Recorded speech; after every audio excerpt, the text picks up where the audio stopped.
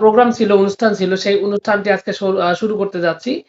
তো আজকে যে আমাদের সিরাজগঞ্জ ৩ আসনের নির্বাচনী অবস্থা, নির্বাচনী ভোটারদের নিয়ে যে চিন্তা ভাবনা, আগামী সংসদ নির্বাচনে তারা কি ভাবছেন, কাদের ভোট দিবেন, এই বিষয়গুলো নিয়ে আজকে আমাদের যে প্রোগ্রাম আমরা সাজিয়েছি, এবং এই প্রোগ্রামে আমাদের আমন্ত্রিত অতিথি হিসেবে আছেন বাংলাদেশ ইসলামী ছাত্র শিবিরের বলা চলে যে এক সময় দুঃসময়ের একজন নেতা, এবং সিরাজগঞ্জ সরকারি কলেজের সাবেক একজন বলা চলে যে রাজপথের একজন নেতা, আমাদের প্রিয় ভাই মুক্তাদির হোসেন। তো ভাই, আপনাকে আজকের এই প্রোগ্রামে আমন্ত্রণ জানাচ্ছি আপনাকে। আসসালামু আলাইকুম। আজকে এই প্রোগ্রামে জয়েন করার জন্য আপনাকে ধন্যবাদ, এবং এই প্রোগ্রামে মাধ্যমে যারা বিভিন্ন জায়গা থেকে আমাদের আলোচনা শুনবেন, দেখবেন, সকলকে ধন্যবাদ জানিয়ে আজকে আলোচনা শুরু করা যায়। আমিনুল ভাই।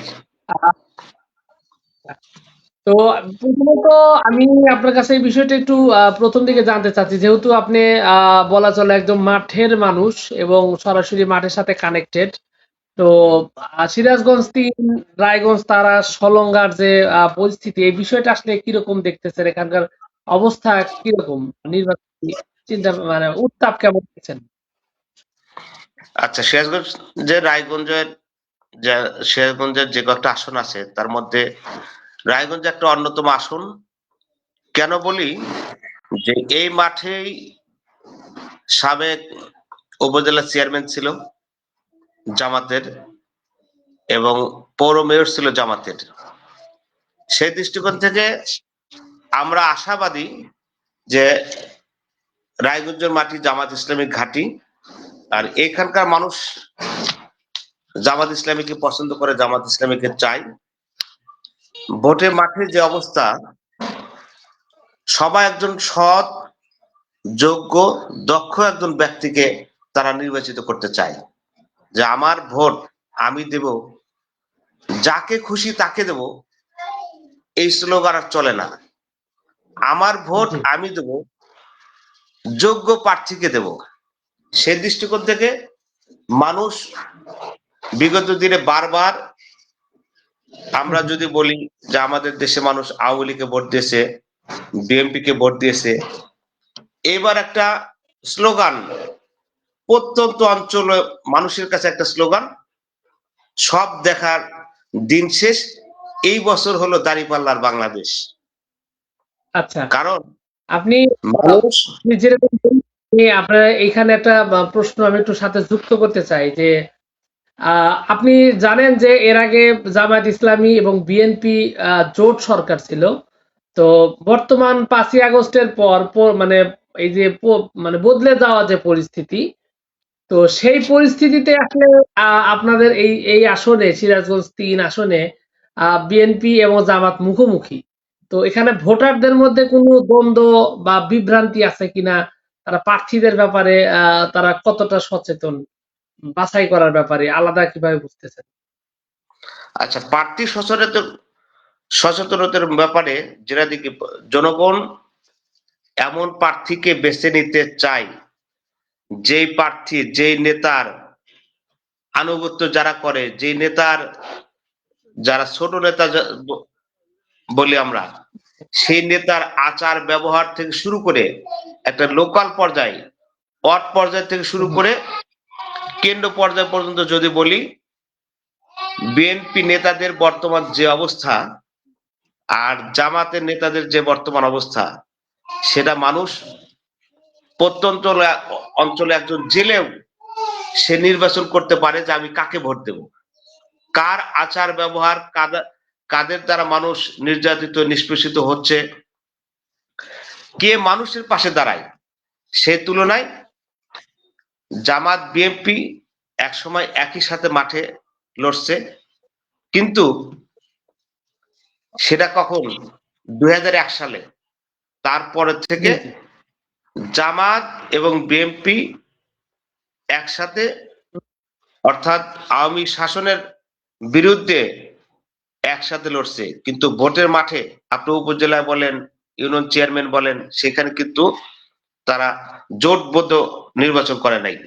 সেই ক্ষেত্রে হুম, হুম, জনগণ জামাত ইসলামীকে পছন্দ করে নেবে বিভিন্ন জি, দৃষ্টিকোণ থেকে। আপনার একজন ওয়ার্ডের একজন নেতা, তার যে বর্তমান যে পাওয়ার, মনে হয় সে ক্ষমতায় চলে গেছে।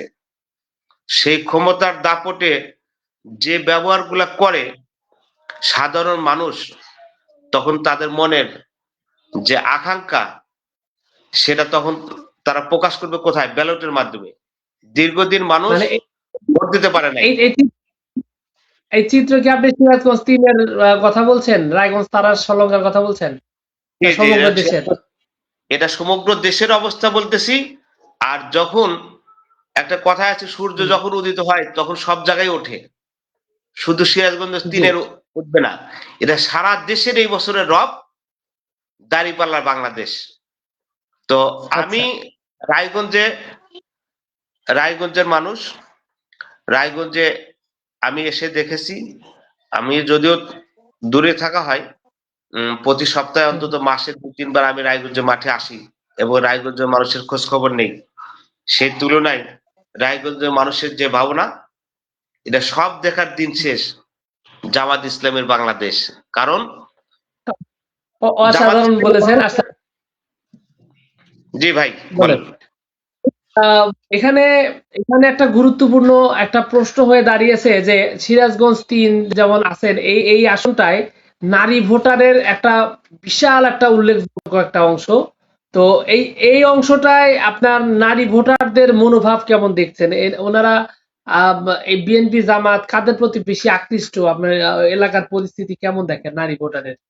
আমিরুল ভাই, আমি ঢাকাতে থাকি, কিন্তু সেখান থেকে যখন সিরাজগঞ্জ আসি, আজকে সকল জায়গায় নারী ভোটারদের জি, যে মনোভাব, তারা একজন সৎ যোগ্য, মানে যোগ্য একজন প্রার্থীকে দেখতে চায়। আপনি দেখেন জি, ইউনিভার্সিটি গুলাতে, এই সকল ইউনিভার্সিটি গুলাতে যে ভোটের যে অবস্থা সৃষ্টি হয়েছিল, সেখানে অর্থাৎ ডাকসু রাকসু চাকসু যে নির্বাচন গুলা হয়েছে, সেই জায়গায় নারী ভোটাররা হুম, হুম। সবচেয়ে বেশি ছাত্র শিবিরের ছেলেদের ভোট দিয়েছে। তো এটা শুধু রায়গঞ্জের তিনের না, সারা দেশের যে অবস্থা দেখি, যে নারী ভোটাররা জামাত ইসলামীকে তারা ভোট দেবে। অনেকেই বলে আচ্ছা, যে কেন ভোট দিবে জামাত ইসলামীকে? সকলেই চায় একটা দেশ শান্তি সুশৃঙ্খল ভাবে পরিচালিত হোক। বিশেষ করে মেয়েরা, মেয়েরাও চায়। অনেকেই বলে হুম, যে জামাত ইসলামে উঠলে কি হবে, নারীদেরকে ঘরে বের হতে দেবে না। এগুলা মানুষ আচ্ছা, বিশ্বাস আচ্ছা। করে না। এখানে আমরা নতুন একটা স্লোগান শুনতে পাচ্ছি সিরাজগঞ্জ তিন আসনে। সেটা হলো যে জামায়াত ইসলামীর সামনে প্রতিপক্ষ বা বলা চলে যে তার অপোজিটে যে আহ, নেতৃত্বগুলা রয়েছেন, সেখানে একটা স্লোগান দিচ্ছেন যে তারা কৃষকের সন্তান, যার কারণে সিরাজগঞ্জ তিনে কৃষকের সংখ্যা বেশি, তাদের দিকটা তারা ভালো বুঝে বা ভালো বুঝবে, এরকম একটা স্লোগান তারা মানে দেখছে। তো যেহেতু আপনি একজন ইসলামী ছাত্র শিবিরের সাবেক একজন নেতা এবং আপনার এখানে অধ্যাপক আব্দুল সামাদ, উনি একজন উচ্চ পদস্থ একজন শিক্ষিত মানুষ। তো উনি কি আসলে এই যে কৃষকের সমস্যাগুলো, কৃষকের এই যে অসুবিধাগুলো আছে, এগুলো বিষয়ে কি উনি ডিসকাস করতে পারবেন, যেমনটা বিরোধীরা দাবি করছে? দেখেন, কৃষক, কৃষকদের কাছে সবচেয়ে যে ব্যক্তি কাছে পৌঁছেছিলেন, মাওলানা শহীদ মাওলানা মতিউর রহমান নিজামী, যখন যখন বিএনপির সাথে জোটবদ্ধ ছিল, তখন কৃষি মন্ত্রী ছিল।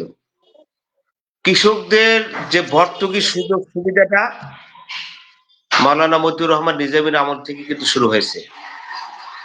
সেই দৃষ্টিকোণ থেকে ডক্টর আব্দুল সামাদ স্যার, উনি একজন যোগ্য ব্যক্তি এবং মাওলানা মতিউর রহমানের উত্তরসূরি। ওনারা অবশ্যই কৃষকদের কাছে যাইতে পারবেন এবং কৃষকদের আস্থা। আজকে দেখেন, আপনি সুন্দর একটা কথা বলেছেন, অ্যান্ড্রয়েড ফোন নাই কার কাছে, আজ কৃষকদের কাছেও অ্যান্ড্রয়েড ফোন রয়েছে, তারা কি অ্যান্ড্রয়েড ফোনে যে খবর দেখে সেখানে জি দেখে না জামাত ইসলামের অবস্থান, ছাত্র শিবিরের যে অবস্থান, তারা মানুষের দ্বারে দ্বারে যায়। আজকে ডাক্তার আব্দুল সামাদ স্যার, আমি মনে করি রায়গঞ্জের জন্য একটা গর্ব, একটা যোগ্য একটা প্রার্থী পেয়েছে। জি ডাক্তার আব্দুল সামাদ আর স্যারের মধ্যে একজন যোগ্য একটা প্রার্থী পেয়েছে, এবং অবশ্যই কৃষকরা তাদের কাছে আর- যেতে পারবে। ডাক্তার আব্দুল সামাদ স্যার প্রত্যন্ত অঞ্চলে মানুষের কাছে, যদিও উনি আমাদের রায়গঞ্জে বসবাস করে নাই, কিন্তু তারপরেও রায়গঞ্জে জামাত ইসলামের লোকজন ওনাকে চেনে, কৃষকদের দ্বার প্রান্তে যাইতে পারবে আর কি। আজকে সারাদিনই সোশ্যাল মিডিয়ায় মোটামুটি এই যে আপনার সামনে যে জরিপটা এই জরিপটা হচ্ছিল, তো এই জরিপটার ব্যাপারে আপনি কিছু বলবেন কিনা? এটা কি একটু অস্বাভাবিক নাকি শুধুমাত্র সোশ্যাল মিডিয়ায় এমনটা? এইটার ব্যাপারে কি বলবেন? ভাই সোশ্যাল মিডিয়া আজকে, সোশ্যাল এই জরিপটার আজকে ব্যাপারে এই জরিপের যে আপনার ব্যাপারে সামনে যদি, যে আচ্ছা জরিপের ব্যাপারে বলি, 81% ডাক্তার আব্দুল সামাদ স্যার, এরপরে বিপু আইনুল ভাই, জি, উনি 11%, এরপরে এনসিপি থেকে যে পার্সেন্ট। এই জরিপটা বেশ কিছুদিন হলো। ভোট সংখ্যা কিন্তু হিউজ, 50%, 50,000-এরও বেশি মানুষ ভোট দিয়েছে এই জরিপটায়। জি জি জি, এই জরিপটা এক সময় যখন ইউনিভার্সিটি গুলাতে যখন জরিপ হতো, তখন এগুলো বলছিল যে এগুলো ভুয়া। যখন ইউনিভার্সিটি নির্বাচন হলো, তখন তখন মানুষ বুঝতে পারছে হ্যাঁ জরিপটা, এই অনলাইন জরিপ যে কতটা ভূমিকা রাখে নির্বাচনের মাঠে, তা কিন্তু আমরা মিনি পার্লামেন্ট, জাতির বিবেক ইউনিভার্সিটি গুলোতে আমরা দেখে আসছি। তা আশা করি যে জরিপ হয়েছে, ইনশাল্লাহ ভোটের মাঠে সেটা প্রমাণ হবে সময়ের অপেক্ষায়। আচ্ছা, সাধারণ বলছেন। আমি আরেকটা বিষয় একটু বলতে চাচ্ছি। সিরাজগঞ্জ-৩ আসলে একটা গুরুত্বপূর্ণ সমস্যা হলো নতুন ভোটারদের মধ্যে যারা তরুণ ভোটার আছে, তরুণদের মাঝে আহ, দেখা যায় যে মাদকাসক্ত এবং অনলাইন জুয়া ব্যাপকভাবে ছড়ায় গেছে। তো ইসলামী দল হিসেবে যদি দেখা যায় যে জামায়াত ইসলামী যদি ক্ষমতায় আসে, তাহলে তরুণদের এই যে বিপথে যাওয়া, এই ব্যাপারে কি কোনো পদক্ষেপ নিবে কিনা, বা নতুনদের তরুণ ভোটারদের ব্যাপারে কি কিরকম কাজ হতে পারে বা আসতে পারে, বেকারত্ব সহ? করছেন, গতকালকে আমি এক রিলেটিভের বাসায় গিয়েছি, উনি আমাকে বললো, বাবা জামাত ইসলামীকে ভোট দেব কেন? জামাত ইসলামীকে ভোট দিলে দেশের এই মাদকাসক্তি নির্মূল হবে। তো বললাম আপনার এই বিশ্বাসটা কেন? বলে সব দল মাদকাসক্তি কি করে, মাদকাসক্তি নির্মূলের জন্য কাজ করে। And আমাদের দেশে কোন কোন জায়গা থেকে মাদকাসক্তির যে আসে, অর্থাৎ ইয়াবা বলেন, মদ বলেন, অন্যান্য বিভিন্ন বিষয়, যারা মায়ানমার, ইন্ডিয়া থেকে আমাদের দেশে কিন্তু ঢোকে। আপনি যদি ঢোকার পথ বন্ধ না করে যদি বলেন মদ বন্ধ হবে, ইয়াবা খাওয়া বন্ধ হবে, জীবনেও হবে না। মদের উৎপাদন যেখান থেকে হয়, সেই জায়গাগুলো আগে ধ্বংস করতে হবে। জামাত ইসলামী এই বিষয়ে জিরো টলারেন্স, এই আত্মবিশ্বাস মানুষের কাছে আছে যে অন্তত সমাজ আজকে যাদের দ্বারা দেশ পরিচালিত হবে, আমরা যাদেরকে আইডিয়াল মনে করি, বাংলাদেশ ইসলামী ছাত্র শিবির, ঢাকা ইউনিভার্সিটি সহ আর সারা দেশে এই ইউনিভার্সিটি গুলাতে যখন ছাত্ররা অবস্থান করছে, সেখানে তারাও চেষ্টা করছে জিরো টলারেন্স মদের ক্ষেত্রে। এইটা আমাদের দেশের একজন সচেতন থেকে শুরু করে স্বল্প শিক্ষিত জি লোকজনও তারা বিশ্বাস করে জামাত ইসলামী যদি ক্ষমতায় আসে, অবশ্যই জি এই মাদকাসক্তি এটা নির্মূল করতে পারবে। বিশেষ করে ডক্টর আব্দুল সামাদ স্যার, উনি একজন সচেতন ব্যক্তি। আমাদের রায়গঞ্জ তারাস যুবকদেরকে বিভিন্ন কাজে কর্মসংস্থান তৈরি করা, তাদেরকে কাজে লাগানো থেকে শুরু করে যুবকদের খেলাধুলা থেকে শুরু করে যদি আমরা তাদেরকে কোনো কাজে লাগাইতে পারি, অবশ্যই মাদকাসক্তি থেকে বের হয়ে আসা সম্ভব। জি, অসাধারণ বলেছেন। আমি আসলে কৃষকদের ব্যাপারে বললাম, তবে আরেকটা বিষয় আপনার সামনে একটু আপনার ব্যাপারে একটু জানতে চাচ্ছি। সেটা হলো যে আপনি জানেন যে আমাদের রায়গঞ্জ যে থানা আছে, এই থানাটা কিন্তু একটা শিল্পাঞ্চল হিসেবে একসময় ভালো রকম একটা অবস্থান তৈরি করেছিল, বিশেষ করে তাঁত শিল্প নিয়ে। তো আমরা দেখেছি যে স্বৈরাচার শেখ হাসিনা আমলের পর থেকে আস্তে আস্তে এটা একেবারে কমে যেতে শুরু করেছে, যার কারণে প্রচুর মানুষ বেকার হয়ে গেছে, ঢাকা সহ বিভিন্ন জায়গায় তারা ছড়িয়ে পড়েছে। তো এই শিল্পটা কি আবারও ফিরে আনা কি সম্ভব কিনা, বা শিল্পাঞ্চল হিসেবে এখানে জামায়াত ইসলামী ক্ষমতায় আসলে এখানে কিছু করার তাদের কিছু সুযোগ আছে কিনা বা করবেন কিনা, কিরকম আপনি ভাবছেন? আচ্ছা, সুন্দর কথা বলে প্রশ্ন করেছেন যে আমাদের দেশের দেখেন বেকার সমস্যা দূর করতে হলে অবশ্যই এই তাঁত শিল্প বলেন, ছোট ছোট আপনার গার্মেন্ট শিল্প, আহ এইগুলা যদি এইগুলাতে যদি মনোযোগ না দিতে পারে, তাহলে কোনো সরকারই তারা দেশকে ডেভেলপ করতে পারবে না। তো সেই ক্ষেত্রে জামাত ইসলাম অবশ্যই যুবকদেরকে বিভিন্ন কর্মসংস্থান, কৃষকদের ক্ষেত্রে তাদের কৃষকের সুবিধা, যারা তাঁত শিল্প রয়েছেন তাদের সুবিধা। আমাদের রায়গঞ্জ, যদিও সিরাজগঞ্জ একটা তাঁত শিল্প, সিরাজগঞ্জ জেলা একটা তাঁত শিল্প হিসেবে মানে পরিচিত, হুম, হুম। আমাদের রায়গঞ্জ যদি জি। একটু কম হলেও বেলকুচি, তামাই এই অঞ্চলগুলোতে তাঁত শিল্প কিন্তু বেশি। আমাদের রায়গঞ্জ মানে খুব একটা কম আর কি। এটা ডেভেলপ করতে হলে অবশ্যই তাঁত শিল্পের প্রতি নজর দেবে ইনশাল্লাহ। বাংলাদেশ জামাত ইসলামী সরকার ক্ষমতায় আসলে তাঁত শিল্প, গার্মেন্ট শিল্প থেকে শুরু করে তরুণদের কাজে লাগানোর ক্ষেত্রে সর্বোচ্চ ভূমিকা পালন করবে, এই প্রত্যাশা রাখি। আচ্ছা। সুন্দর উত্তর দিয়েছেন। তো আমি আরেকটা বিষয় একটু আপনার কাছে আপনার আপনার অবজারভেশন থেকে জানতে চাচ্ছি যে অনেকেই বলতে চাচ্ছেন, বা আমরা বিভিন্ন জরিপে আমরা দেখতে পাচ্ছি যে জামায়াত ইসলামীর পক্ষে তরুণরা যতটা এগিয়ে আছে, সেদিক থেকে যারা মূলত সিনিয়র সিটিজেন রয়েছে তাদের দেখা যায় যে মানে সেই তুলনায় একটু কম আকর্ষণ। এটার পিছনে মূলত কি কারণ মনে করেন, বা এই জায়গাটা কি এরকম থাকবে নাকি এটা পরিবর্তনের সুযোগ আছে? এই বিষয়টা একটু বলেন। হ্যাঁ, তরুণরা আসলে যারা মিডিয়ার সাথে সম্পৃক্ত বেশি, আহ, তারা তো তারা তো দীর্ঘ ওই 15-16 বছর শাসন দেশে দেখেছে শেখ হাসিনার। যারা 30 বছর বয়স, 25-30 বছর বয়স, এরা বুঝ হওয়ার পর থেকে দেখছে কারা, অর্থাৎ শেখ হাসিনার শাসন। এই দুঃশাসন দেখার কারণে তারা, জামাত ইসলামী একটা দল, তারা মানুষের মাঝে আহ বিভিন্ন ক্ষেত্রে পার্টিসিপেট করার চেষ্টা করে ভালো কাজের। আচ্ছা, আমি সেই ক্ষেত্রে সেই একটা ক্ষেত্রে বিষয় তরুণরা, বলি। আপনারা যারা অনেকে দর্শক আছেন, অনেক প্রশ্ন করতেছেন, তো আপনারা চাইলে সরাসরি আমাদের আমন্ত্রিত অতিথি মুক্তাদির ভাইকে কিন্তু যে কোনো বিষয়ে প্রশ্ন করতে পারেন। উনি আপনাদের জি প্রশ্নের অবশ্যই। উত্তর দেওয়ার চেষ্টা করবেন। আহ, আপনারা জি, আপনি বলেন। সেক্ষেত্রে তরুণরা তারা জামাত ইসলামীকে ভোট দেবে এবং ভোট দিচ্ছে।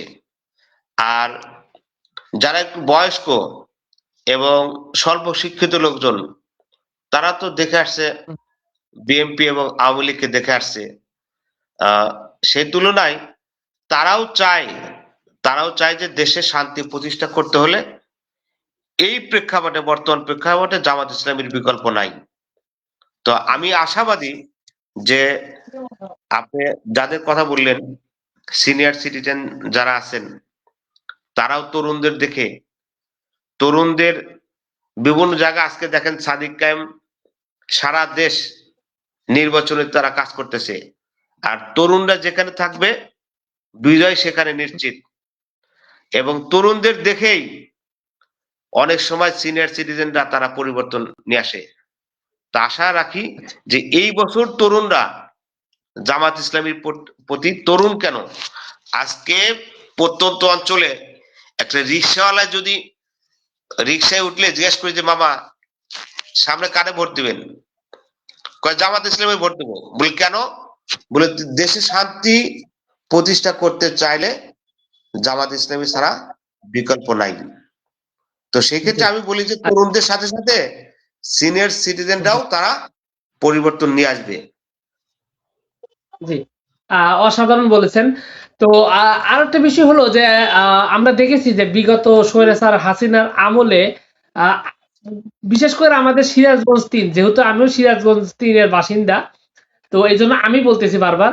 তো এখানে আমরা দেখতে পেয়েছি যে প্রায় প্রত্যেকটা গ্রামেই বিপুল সংখ্যক নেতার উপদ্রব হয়েছিল, যার কারণে এলাকায় দেখা গেছে যে একটা ন্যায় বিচার পাওয়া একটা দুরূহ ব্যাপার ছিল। সরকারি সুযোগ সুবিধা ঠিকঠাক মতো পাওয়া যেত না, ঘুষ দেওয়া, নানান ধরনের অপকর্ম এবং জোর জুলুম করা, দখলবাজি, এই সমস্ত বিষয় আমরা দেখেছি হাসিনা সরকারের সময়। মানে অতিরিক্ত নেতা দেখা গেছে। তো সাম্প্রতিক সময়ে আমরা দেখতে পাচ্ছি বিশেষ একটা দলের একটু নেতার সংখ্যা অনেক বেশি। তো সেই জায়গায় যদি জামায়াত ইসলামী ক্ষমতায় আসে, তাহলে কি এটা কন্টিনিউ থাকবে নাকি এই জায়গায় পরিবর্তন আসার সুযোগ আছে? আজকে দেখেন, যারা দীর্ঘ 15 বছর দেশ শাসন করে গেছে, তারা টেম্পু স্ট্যান্ড থেকে শুরু করে আপনার সকল সেক্টরে তাদের আধিপত্যবাদীর যে অবস্থান করে গেছিল, ওই আধিপত্যবাদের অবস্থান সব ঠিকই রয়েছে, শুধু ম্যান পরিবর্তন হয়েছে। ওই টেম্পু স্ট্যান্ড গুলা আগেও যেমন চাঁদা তুলতো, এখনো সেই চাঁদা তোলে, শুধুমাত্র ম্যান পরিবর্তন হয়েছে। কিন্তু কারা করতেছে, আপনি আজকে প্রত্যন্ত অঞ্চলের মানুষও দেখে যে এই কাজটা কারা করতেছে।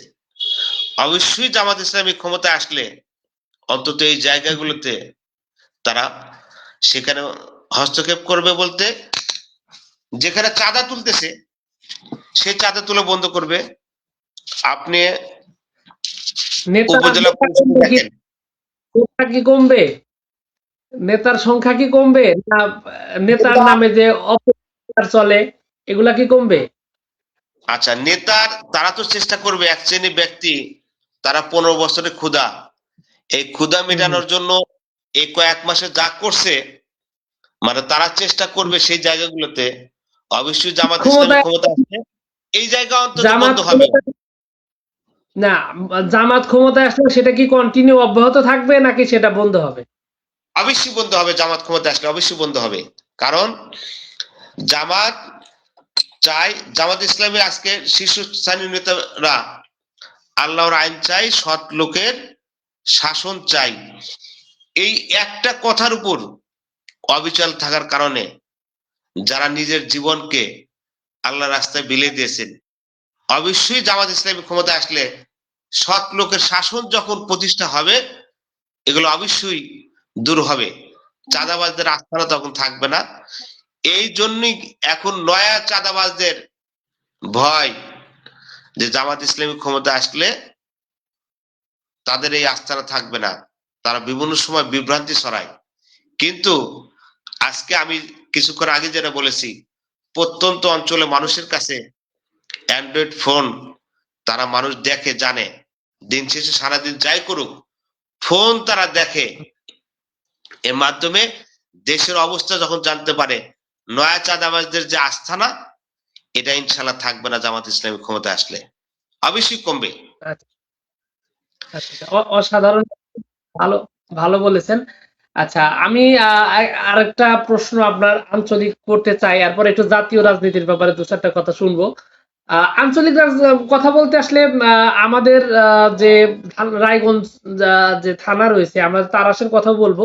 তবে দুজনে যেহেতু রায়গঞ্জ থানার, এই কারণে একটু প্রশ্নটা এই দিক করতে যাচ্ছি।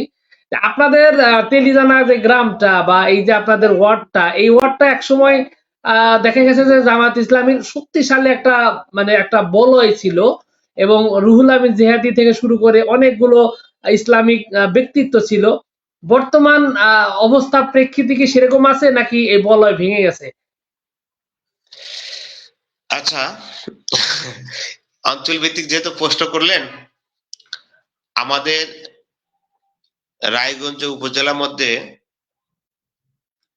আমাদের তেলিজানার লোক জামাত ইসলামী লোক সংখ্যা বেশি।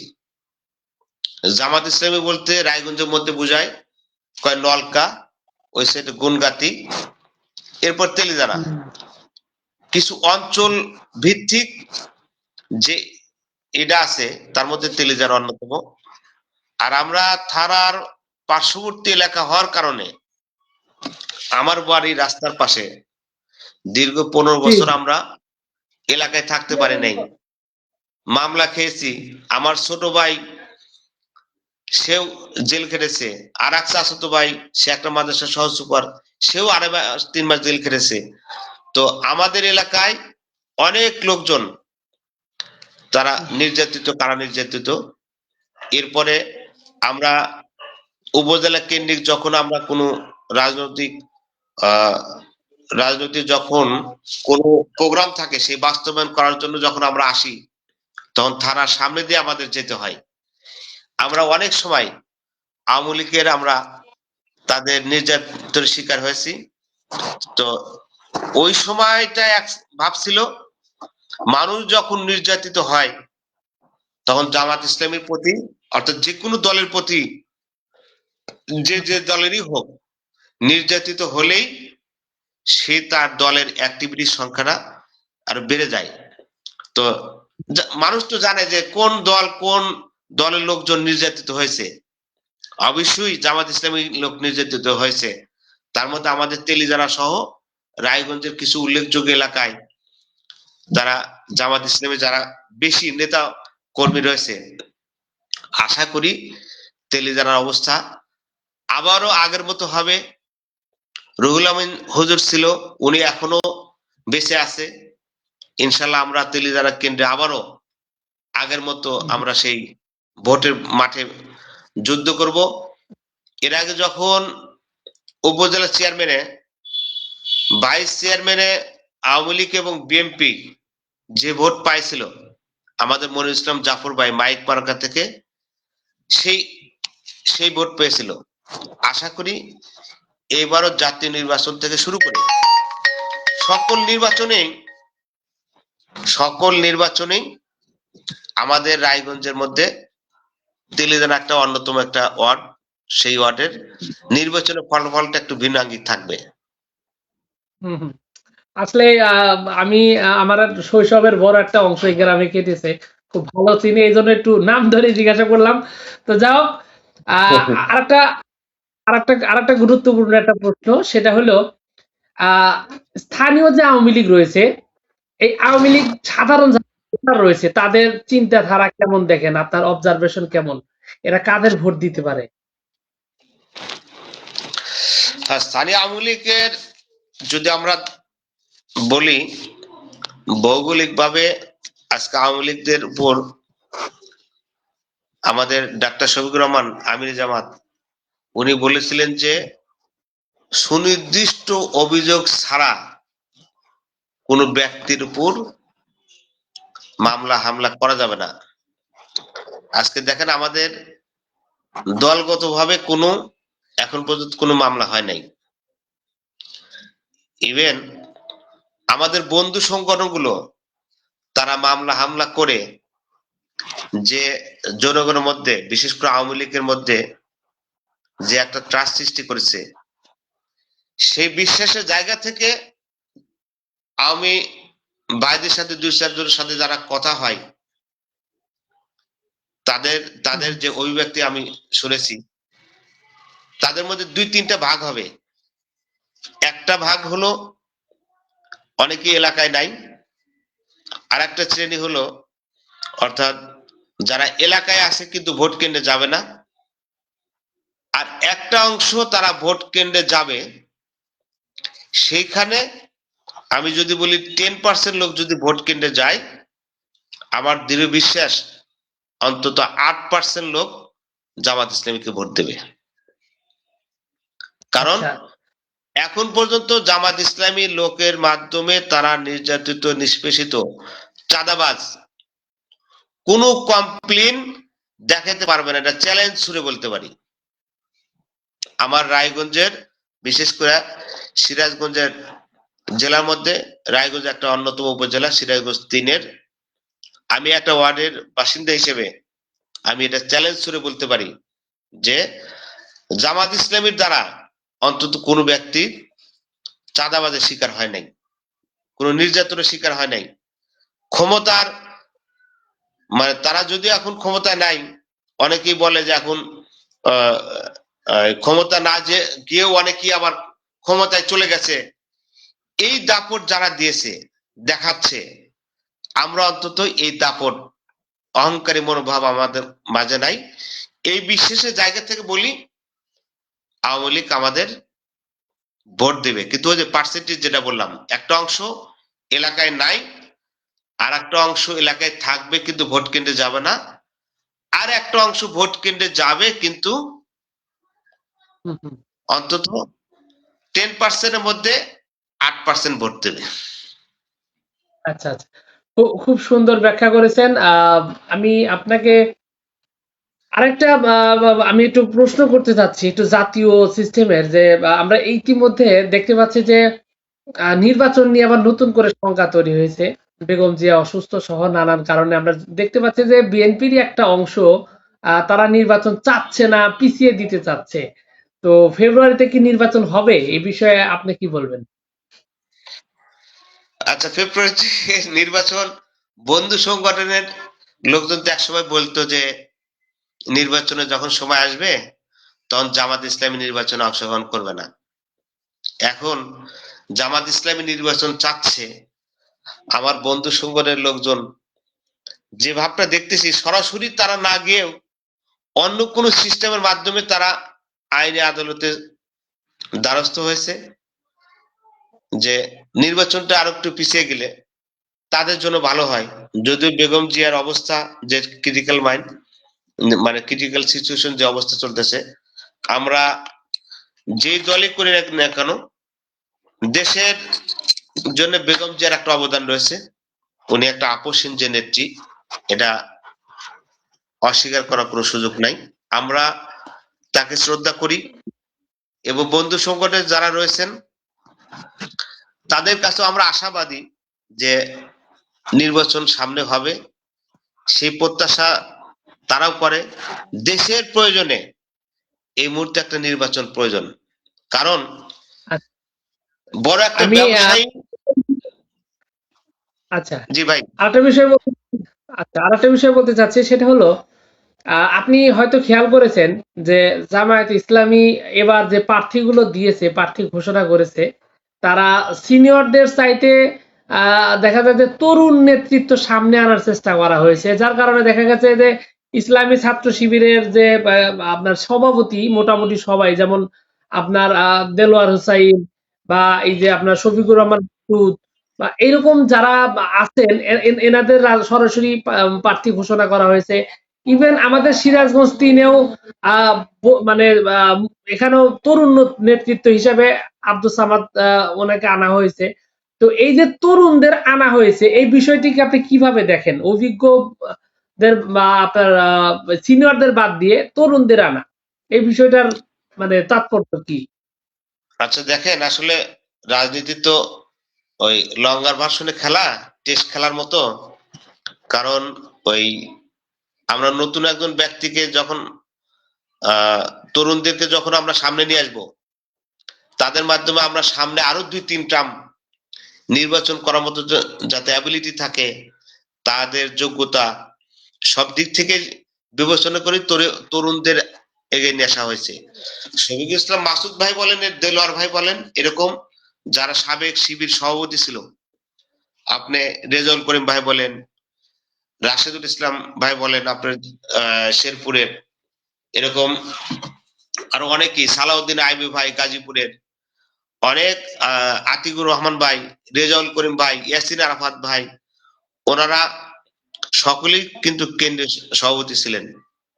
তাদেরকে নিয়ে সেই কারণেই যে তাদের মাধ্যমে সামনে আরো কয়েকটা নির্বাচন করা সম্ভব, ফিউচার প্ল্যান করেই তরুণদেরকে এগিয়ে নিয়ে আসছে আর কি। আচ্ছা, তো এটা এই জিনিসটা আপনি কি ভালোভাবে নিচ্ছেন নাকি খারাপ ভাবে নিচ্ছেন? অবশ্যই ভালোভাবে নিচ্ছি, অবশ্যই ভালোভাবে নিচ্ছি, কারণ আহ ওই শফিকুল ইসলাম মাসুদ ভাই, দেলোয়ার ভাই সহ যারা কেন্দ্রীয় শিবির সভাপতি ছিল, তারা সহ আরো তারা ছাড়াও আরো অনেক তরুণ যারা রয়েছেন, যাদেরকে ভোটের মাঠে নিয়ে আসছেন। কারণ তরুণদের দ্বারাই সম্ভব এ দেশ পরিচালনা করা, তরুণদের দ্বারাই সম্ভব দেশ পরিচালনা করা। এই জন্য জামাত ইসলামী একটা ইনক্লুসিভ প্যানেল দাঁড় করানোর জন্য সৎ যোগ্য তরুণদেরকেই সবচেয়ে প্রায়োরিটি দিয়েছেন। আমি অবশ্যই এটা সাধুবাদ জানাই। আচ্ছা, খুব ভালো বলছেন। আপনি আমি যতটুকু জানি যে আপনি 2011-12 বা এই সময়টার দিকে দায়িত্ব পালন করছেন এবং রাজপথে আন্দোলন করেছেন। তো তৎকালীন সময় দেখা গেছে যে বাংলাদেশের রাজনীতির একটা বিভীষিকাময় একটা পরিস্থিতি। তো সে সময় যে রাজনীতি করতেন, ওই সময়কার পরিস্থিতিটা কেমন ছিল? তখনকার এখনকার তরুণ রাজনৈতিক অনেকেই যারা নতুন ভোটার আছে তারা এটা জানেন না। তো ওই সময় আপনাদের স্ট্রাগলটা কেমন ছিল? রাজনৈতিক পরিস্থিতিটা কেমন ছিল তখন? আচ্ছা, আমি তো 2008 সাল থেকে সিরাজগঞ্জ শহরে থাকি। তো ওই সময় আমরা যে দেশের ক্রান্তিকাল মুহূর্ত যখন চলে গেছে, 2013 সাল, 13, 14, 15, অর্থাৎ আমি শাসনের সময় সবগুলা বছরই তো একটা নির্যাতিতের মধ্যে ছিলাম। দীর্ঘ 15 বছর বাড়িতে মানে শান্তিতে ঘুমাইতে পারি নাই, আবার ম্যাচে থাকবো, ম্যাচেও থাকতে পারি নাই। মানে বাড়িওয়ালারা যখন জানতে পারে যে এরা শিবিরের পোলাপান, আমরা আমাদের পরিচয় গোপন করেছি। যখন নিয়মিত নামাজ কালাম পড়ছি, সব ব্যাচের সবাই যখন মসজিদে নামাজ পড়ছে, অটোমেটিকলি বাসাওয়ালারাও জানতে পারছে যে এরা শিবির করে, আমাদেরকে বাসাও দেয় নাই। তো সেই সময়ের কথা যদি বলি, যে বাড়িতে ঘুমাইতে পারি নাই, এলাকায় আসতে পারি নাই, ম্যাচেও থাকতে পারি নাই। আমরা কোনো প্রোগ্রাম যখন বাস্তবায়ন করতে গেছি, আমাদের ফোনে ট্র্যাকিং হতো। সে শহরে অনেক জায়গায় আমরা যখন প্রোগ্রাম ঘোষণা, অর্থাৎ কেন্দ্রীয় প্রোগ্রাম যখন বাস্তবায়ন করতে গেছি, বলছি যে আজকে মুজিব সড়কে অমুক জায়গায় প্রোগ্রাম, অথবা এসএস রোডে অমুক জায়গায় প্রোগ্রাম, আমাদের ফোনগুলা ট্র্যাকিং হতো। আমরা প্রোগ্রাম করতে যাব, সেখানে যা দেখি যে পুলিশ বাহিনী সেখানে উপস্থিত। তার মানে আমরা প্রোগ্রামও করতে পারি নাই, বাড়িতে ঘুমাইতে পারি জি। নাই। আমরা কলেজ ইউনিভার্সিটিতে গিয়েও আমাদের যে প্রোগ্রাম করা, সেখানেও করতে পারি নাই। আমাদের প্রোগ্রাম করতে হয়েছে কোথায়? প্রত্যন্ত অঞ্চলে গিয়ে নৌকার উপর প্রোগ্রাম করেছি, আমরা যমুনার চরে প্রোগ্রাম করেছি। এলাকা আসলে এমন এক বাড়িতে ঘুমাইতাম, মানুষ বিশ্বাসও করতো না যে এই বাড়িতে ঘুমাবে। তো সেই সময় আসলে একটা বিভীষিকাময় চলে গেছে। আমরা ওই সময় রাজনীতি করেছি। আজকে তরুণরা যারা যে সুসময় যারা রাজনীতি করতেছে, তাদেরকে সাধুবাদ জানাই এবং তাদেরকে একটু স্মরণ করে দিতে চাই যে আমরা যে সময় দুঃসময় যে ছাত্র শিবির করছি, যখন কেউ জানতো যে শিবিরের ছেলে, আমাদের কাছে বসতো না বাজারে, যে কখন মনে হয় এদের ধরে নিয়ে যাবে, এদের সাথে আমাদের ধরে নিয়ে যাবে, এমন অবস্থা ছিল। কেউ যদি জানতো যে এই ছেলে শিবির করে, আমাদের কাছেও বসতো না। খুবই এরপরে যুবকদের ক্ষেত্রে যদি বলি, শিবিরের ছেলের পরিচয় পাইলে তার সাথে বিয়েও দেওয়া যাবে না। কেন? বলে সকলেই 3টা 4টা 5টা করে মামলা খাইছে, অথবা কেউ সরকারি চাকরি করতে গেলে চাকরি করতে পারবে না, পুলিশ ভেরিফিকেশনের সময় তাদেরকে আটকা দেবে। এরকম আমাদের অনেক ভাইয়ের সরকারি চাকরি করতে পারে নাই। আচ্ছা। দুঃসময়ের একটা সময় গেছে ভাই। আমি আমি আসলে এই এই আপনার প্রশ্ন বা আপনার যে উত্তরটা এটার সাথে আমি একটু মিলিয়ে বলি যে সাম্প্রতিক সময়ে শেখ হাসিনা ভারতীয় একটা গণমাধ্যমে বলেছে যে জামাত শিবিরই একমাত্র তাকে উৎখাত করার ক্ষমতা রাখতো। এই কথা স্বরাষ্ট্রমন্ত্রী যে ছিল আগের ঢাকার কসাই খ্যাত আসাদুজ্জামান খান কামাল, যারা মৃত্যুদণ্ডপ্রাপ্ত আসামি। তো ওনারা এই বিভিন্ন গণমাধ্যমে এই বিষয়গুলো বলতো। তো আসলে এই যে আন্দোলনটা, এই যে ২৬-এর যে আপনার যে আন্দোলনটা, ২৪-এ যে আন্দোলনটা গেল, এই ২৪-এর গণ অভ্যুত্থানে শিবিরের আসলে গুপ্ত থেকে এই রাজনীতি করা, শেখ হাসিনাকে সরানো, এই বিষয়টা আপনার আপনার পর্যবেক্ষণ কি? এই মানে মোট কথা আপনার এই গণ অভ্যুত্থানে শিবিরের যে অবস্থান, সামনে নিয়ে আপনার আপনি কি বলবেন? আচ্ছা, 24-এ গণ অভ্যুত্থানের কথা যদি বলি, আমরা হুম, জামাত ইসলামী অথবা শিবির এককভাবে কখনোই আমরা এটা আমাদের কৃতিত্ব নিতে চাই না, কারণ এই কৃতিত্ব সকলেরই ছিল। তবে সম্মুখ সারিতে আমাদের শিবিরের ভাইরা বিভিন্ন কৌশলে তারা সম্মুখ সারিতে ছিল। দেশের সকল শ্রেণীর ব্যক্তির এই 24-এ যে গণহত্যা অর্থাৎ গণ অভ্যুত্থান যদি বলি, অথবা স্বৈরাচারী শাসকের পতন বলি, এই পতনটা হয়েছে একটা রিক্সাওয়ালা থেকে শুরু করে সর্বোচ্চ শ্রেণীর ব্যক্তির, তাদের কেউ হয়তো ফিজিক্যালি ছিল, কারো মনোসমর্থন ছিল, কেউ অর্থনৈতিক সহযোগিতা করছে, অথবা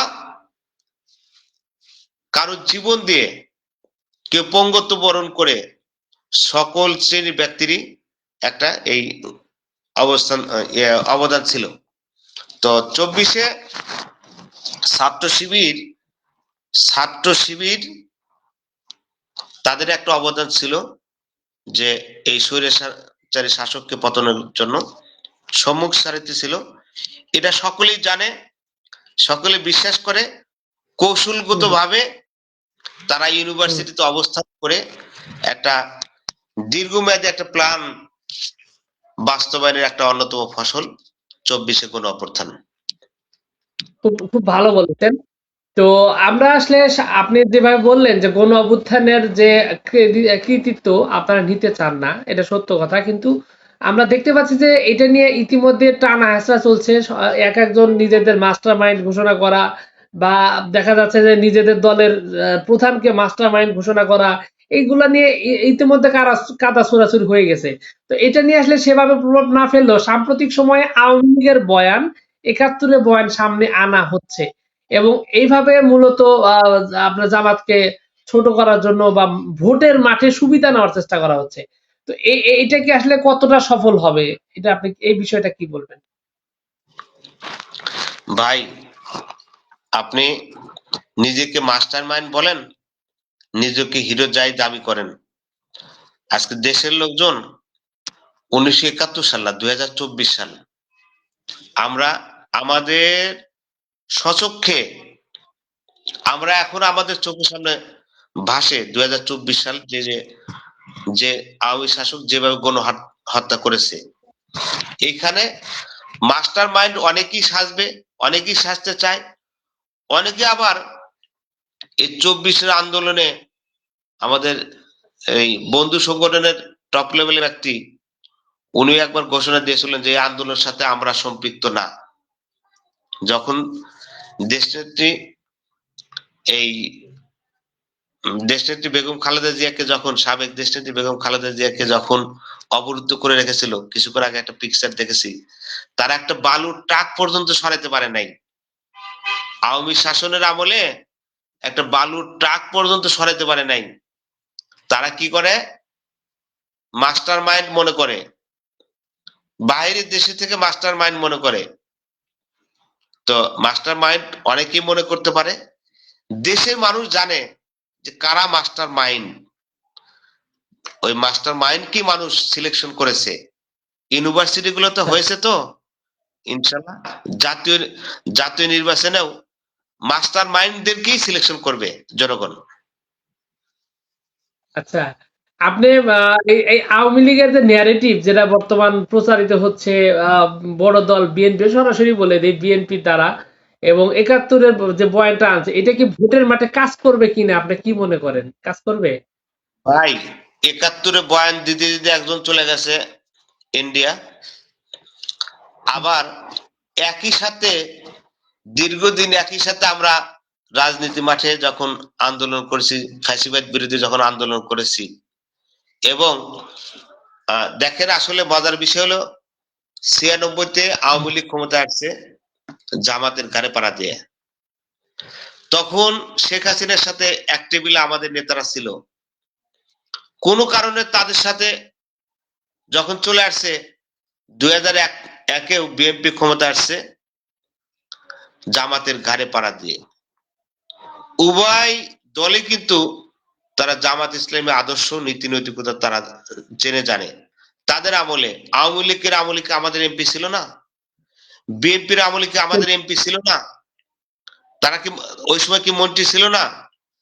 তো আপনারা যাদের সাথে একসাথে চলাফেরা করছেন, তাদের এমপি শাসন আমল, তারা যে এলাকায় দায়িত্ব পালন করছে, আপনি ২০০৭ সালে যখন ওই ডক্টর ফখরুদ্দিন সাহেব যখন অন-ইলেভেনের সময় সকল নেতাদেরকে নিষ্পেষিত করেছে, তাদের গ্রেপ্তার করেছে, কিন্তু জামাত নেতাদের কিন্তু গ্রেপ্তার করতে পারেনি দুর্নীতির চিত্র দেখিয়ে। তো আজকে আওয়ামী লীগ বিএনপি আপনি কথায় কথায় রাজাকার বলেন, কথায় কথায় ৭১ নিয়ে টেনে নিয়ে আসেন। এই রাজাকার এই রাজাকার শব্দ বলেই কিন্তু শেখ হাসিনা বিদায় নিয়েছে। আমি চাই না আপনারা বিদায় নেন, আপনার বন্ধু সংগঠন আপনার দেশে থাকেন, কিন্তু এই পুরাতন গান আর চলে না। এই ক্যাসেট বাজাইলে এই গান জনগণ আর বিশ্বাস করে না। রাজাকার শব্দ, ৭১ শব্দ বারবার নিয়ে আসলেন, এগুলো আর চলে না। আপনি তাদের সাথেই তো একসাথে রাজনীতি করেছেন, একই সাথে তো মন্ত্রী পরিষদে ছিলেন, তখন কি ৭১ শব্দ ছিল না? আপনি কাদের ঘাড়ে পাড়া দিয়ে ক্ষমতায় আসছিলেন? তো আমি বলি যে যারা ৭১ শব্দ বারবার নিয়ে আসে, এই শব্দ নিয়ে এসে লাভ হবে না। এই পুরাতন আচ্ছা, গান আর চলে না।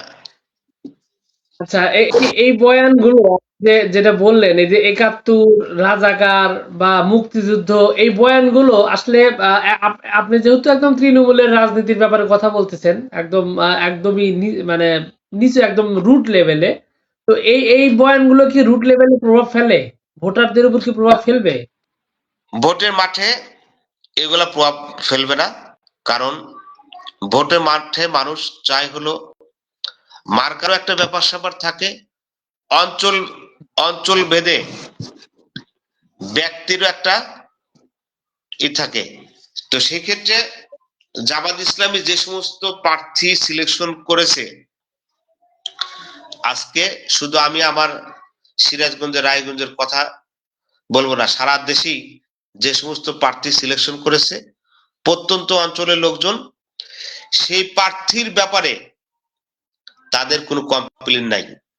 কি, তারা একেতে সৎ, নীতি নৈতিকতা এবং জনগণের সাথে সম্পৃক্ত, সুখে দুঃখে যাদের সাথে নিয়ে রাজনীতি করেছেন, যাদের সাথে ছিলেন, জনগণ ওই ৭১ আর রাজাকার শব্দ প্রত্যন্ত অঞ্চলের লোকজন এগুলা খাবে না।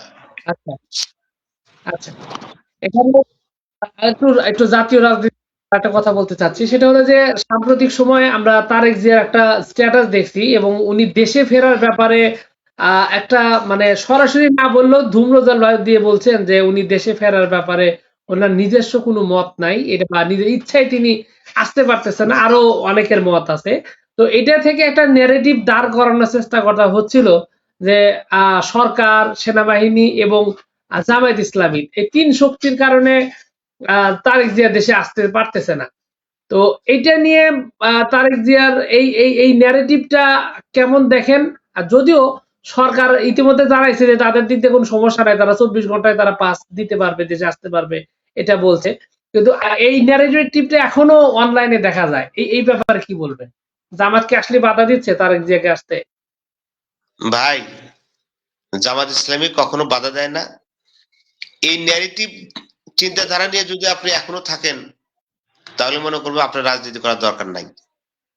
আপনি আপনার নিজের সিকিউরিটি আপনি নিয়ে যেটা ভাবেন যে আমি হয়তো দেশে গেলে এই হবে সেই হবে, তাহলে আপনি দেশের জন্য কি করবেন? ডাক্তার শফিকুর রহমান উনি রিক্সায় চলাচল করে আমি দেখেছি ঢাকায় 15 আসনে উনি যে আসনে নির্বাচন করবেন সেই আসনে উনি রিক্সায় চড়ে চলাচল করতেছে। রাজনীতি করতে হলে মানুষের কাছে যাইতে হবে। আপনি ইউটিউব ফেসবুকে আর কতদিন বক্তব্য দিয়ে দেশের মানুষের আস্থা অর্জন করবেন? দেশে আসেন। এই গণ অভ্যুত্থানের পরবর্তী সময়ও আপনি যদি দেশে আসতে ভয় পান, আপনি বিএনপি একটা পুরাতন দল, যদিও পুরাতন দল বলে তো 1958 আপনারা বাধা দিচ্ছেন, সরকার বলছে যে আমরা বাধা দেই না, আমরা ইম্পসিবল 24 ঘন্টা। জামাত ইসলামী কখনো বাধা প্রয়োগ করে নাই। জামাত ইসলামী কখনো বাধা প্রয়োগ করে নাই। এটা তাদের যে ওই ন্যারেটিভ চিন্তাধারা ওই জায়গাতে আছে, কিন্তু জামাত ইসলামী কখনো তারা স্পষ্ট প্রমাণ দিতে পারে নাই। সরকার পক্ষ থেকে আমাদের আইনমন্ত্রী আসিফ স্যার উনি বলেছিলেন যে ট্রাভেল পাসের ব্যবস্থা করে দেবে। তো এরপরেও ওনার মাকে দেখার জন্য তারেক জিয়া দেশে আসতে পারে না, মৃত্যুসজ্জায় অবস্থান। এরপরে ওনার মার যে অবস্থা, আজকে কাতার থেকে এয়ার অ্যাম্বুলেন্স পাঠাবে। ওনার দেশে আসতে যদি এই ভয় পান, তাহলে আপনি কি করবেন? দেশ পরিচালনা কিভাবে করবেন? কথায় কথায় আমাদের বিএনপির ভাইরা বলেন যে দেশ নায়ক, তারুণ্যের অহংকার, মানে আগামী রাষ্ট্রপ্রধান। আগামী রাষ্ট্রপ্রধানই যদি এইটা হয়, যার নিজের নিরাপত্তা নাই, দেশে আসতে পারেন না, আসতে ভয় পান, আবার দোষারোপ করেন। আমি আমার চোখে দেখি না যে সরকার পক্ষ থেকে অথবা জামাত ইসলামের পক্ষ থেকে এটা বাধা প্রয়োগ করতেছে। সুনির্দিষ্ট কোনো প্রমাণ দেখাতে পারবে না।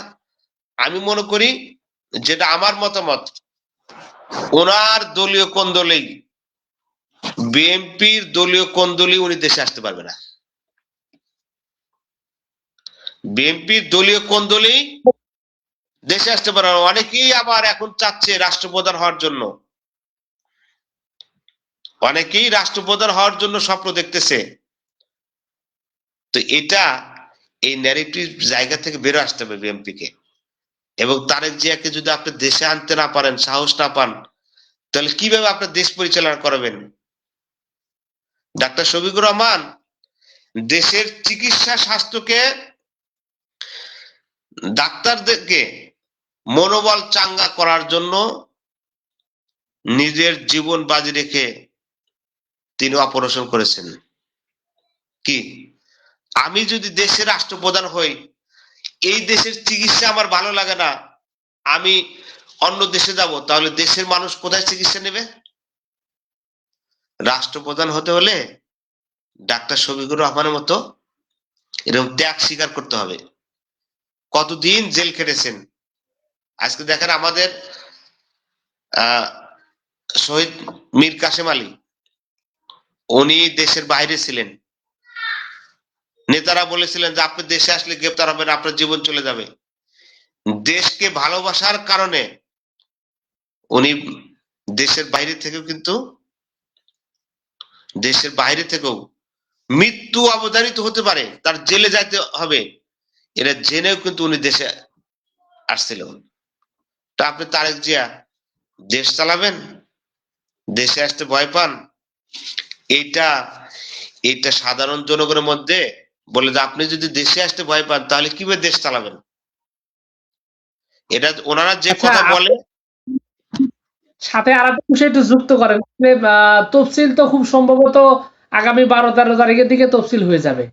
তো তো এটাও শোনা হয়েছে বা আমরা জানি যে তফসিলের আগে যদি তারেক জিয়া দেশে না আসেন বা ভোটার না হন, আমরা যতটুকু জানি উনি এখনো ভোটার হননি, তো যদি ভোটার না হন তাহলে উনি ভোটও দিতে পারবেন না। তো আপনার কি মনে হয় আগামী এই 12 তারিখ বা 13 তারিখের মধ্যে উনি দেশে আসবেন বা ভোটার হবেন? এটার অবজারভেশন কি আপনার?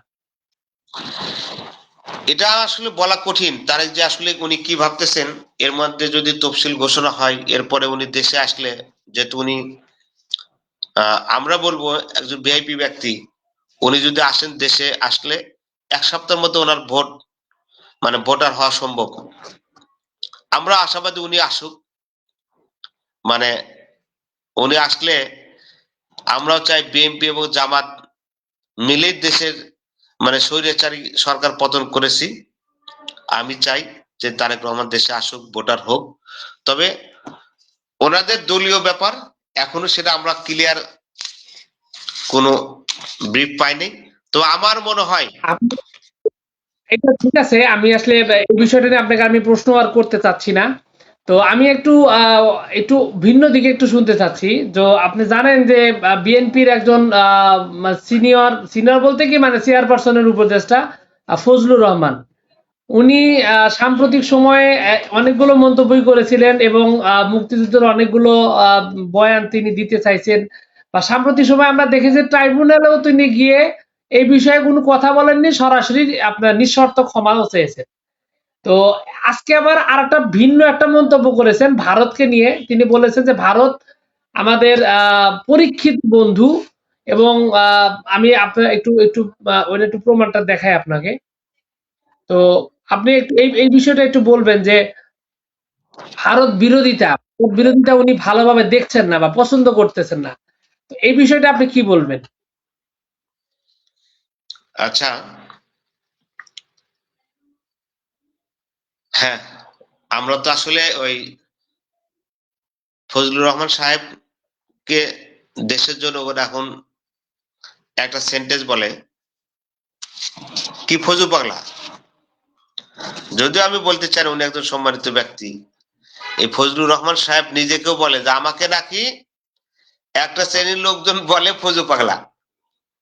আজকে বিএনপির বেশ কিছু ব্যক্তি, এই ফজলুর রহমান সাহেব রয়েছেন, আমাদের এই ঈশ্বরদীর দিকে হাবিবুর রহমান সাহেব, হাবিবুর রহমান হাবিব ভাই,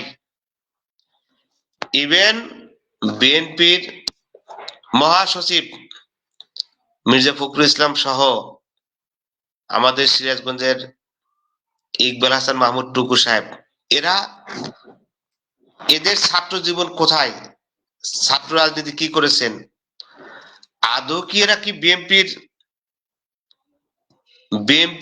থেকে গড়ে ওঠা লোক? এদের মন মানসিকতা তো এখনো তো আওয়ামী মন মানসিকতা আছে। এদের মন মানসিকতা এখনো ভারত কেন্দ্রিক রয়েছে। বিদায় ওনারা ভারত কেন্দ্রিক হবে, এটাই স্বাভাবিক। আর উনি যে এলোমেলো বক্তব্য দিয়েছেন মুক্তিযুদ্ধ বিষয় নিয়ে, তার খেসারত ইতিমধ্যে দিয়েছেন। তবে এই ফজলুর রহমান সাহেব, এনার যে অ্যাটিটিউড, আমার মনে হয় না উনি আসলে ওই জায়গা থেকে বেরো আসবেন। কথায় কথায় কথায় কথায় মানুষকে যেভাবে, বিশেষ করে জামাত ইসলামী শিবিরদেরকে যেভাবে অশ্লীল ভাষায় কথা বলে, আমরা জামাত ইসলামী যারা সমর্থক ভোটার অথবা জামাত ইসলামীকে ভালোবাসি, এই ফজলুর রহমান সাহেবের মতো আমরা সেই কথা বলতে পারি না। উনি আচ্ছা, আমি কথায় কথায় এলোমেলো কথা বলেন, ওনার তার বিচারও তো পেয়েছেন। আচ্ছা, বিরোধিতা এটা আসলে প্রকট হয়ে উঠেছে সাম্প্রতিক সময়ে এবং বলা চলে যে প্রধান রাজনীতি এখন ভারত বিরোধিতা। এটা আসলে কি প্রাসঙ্গিক না অপ্রাসঙ্গিক? এই বাংলাদেশ ভারত সম্পর্কটা আপনি কিভাবে দেখেন? আচ্ছা, বাংলাদেশ ভারত, আমরা চাই যে আমাদের বন্ধু প্রতিবেশী হুম, রাষ্ট্র ভারত। হ্যাঁ, ভারত আমাদের দেশ বিভক্ত থেকে শুরু করে এই আওয়ামী দুঃশাসন যে চালাইছে, ইভেন ইতিমধ্যেই আমাদের দেশের নিরাপত্তার সর্বোচ্চ যে অতন্দ্র প্রহরী সেনাবাহিনী, যে 2009 সালে 25শে ফেব্রুয়ারি পিলখানার যে বিডিআর হত্যাকাণ্ড ঘটেছে, সেটাও ভারতের মাধ্যমে। যদিও আমরা বন্ধু রাষ্ট্র বলি যে আমাদের পার্শ্ববর্তী রাষ্ট্র, আমাদের সাথে তাদের সম্পর্ক ভালো হবে, কিন্তু দেশ বিভক্তর অন্যতম কারণই তো ছিল ইন্ডিয়া। তারা আমাদের দেশে রোয়া দিয়ে শুরু করে বিভিন্ন মাধ্যমে আমাদের দেশের লোকজনকেও তাদের ওখানে নিয়ে বেশ কয়েক বছর রেখে রোয়ার ট্রেনিং পর্যন্ত করা পাঠা দিয়েছে। তো সেক্ষেত্রে তারা সব সময় আমাদের দেশকে যে ভালো চায় না, তাদের সাথে যে আমরা যতই বন্ধুত্ব ভাব দেখাই, তারা আমাদের সাথে সবসময় বিরোধিতা করে গেছে। গত কয়েকদিন আগে আপনি পিলখানার যে ওই সেনাবাহিনী যে অর্থাৎ বিডিআর হত্যাকাণ্ড যে ঘটেছে, তার একটা রিপোর্ট কিন্তু সামাজিক যোগাযোগ মাধ্যমে আমরা দেখেছি যে ইন্ডিয়ার সেখানেও অবদান রয়েছে। তো সারা জীবন আচ্ছা, বিরোধিতা করবে। এখন পরবর্তীতে কোন সরকার যদি আসে ভারতের সাথে সুসম্পর্ক বজায় রেখে, আজকে দেখেন তারা আমাদের দেশে পেঁয়াজ রপ্তানি না করার কারণে হাজার হাজার কোটি কোটি টাকা তারা কি ক্ষতিগ্রস্ত হয়েছে কৃষকরা। আমাদের দেশে এই সময়ে পেঁয়াজের দাম বেশি থাকে, তারা আমাদের দেশের মানে যে সমস্ত অঞ্চল দিয়ে আমাদের দেশে পেঁয়াজ সহ বিভিন্ন পণ্য রপ্তানি করে, হ্যাঁ, এটা কিন্তু তারা করতে পারে নাই। বিরোধিতা ভালো। আমি আমি একটু দেশি রাজনীতিতে ফিরতে চাই। ভারতের সাথে সম্পর্কটা নিয়ে কথা বলতে গেলে অনেক আপনি আপনি অনেক অভিজ্ঞ একজন মানুষ। আহ, একটা আলাদা এপিসোডই করা যাবে। তো যাই হোক, আমি এই মুহূর্তে বাংলাদেশের রাজনীতিতে একটা ট্রেন্ড, এই যে আমাদের সামনে আসছে ব্যারিস্টার শাহরিয়ার, উনি সাম্প্রতিক সময়ে একটা জাতীয় গণমাধ্যমে আহ, শেখ মুজিবকে বলেছিলেন বিশ্বাসঘাতক, এবং উনি ওনার সপক্ষে যুক্তিও দিয়েছিলেন, এবং 75 পর্যন্ত, 70 থেকে 75 পর্যন্ত ওনার যে শাসনামল, সেই বিষয়টা নিয়ে উনি আহ, আপনার শেখ মুজিবকে বিশ্বাসঘাতক বলেছেন। তো এটা নিয়ে ব্যাপক আলোচনা হচ্ছে এবং সোশ্যাল মিডিয়া রীতিমতো গরম। তো আপনি কি মনে করেন যে শেখ মুজিব বিশ্বাসঘাতক ছিলেন, বা এই বিষয়টা কি বলবেন? আচ্ছা, শেখ মুজিবের বিষয়ে আসলে ওনারা এত বড় মাপের ব্যক্তি ছিলেন যারা আমাদের জীবদ্দশা তো আমরা দেখি নাই, তবে আমরা বই পুস্তকে পড়ে যতটুকু জানতে পারছি, উনি যে বাকশাল কায়েম করেছিলেন দেশে, এবং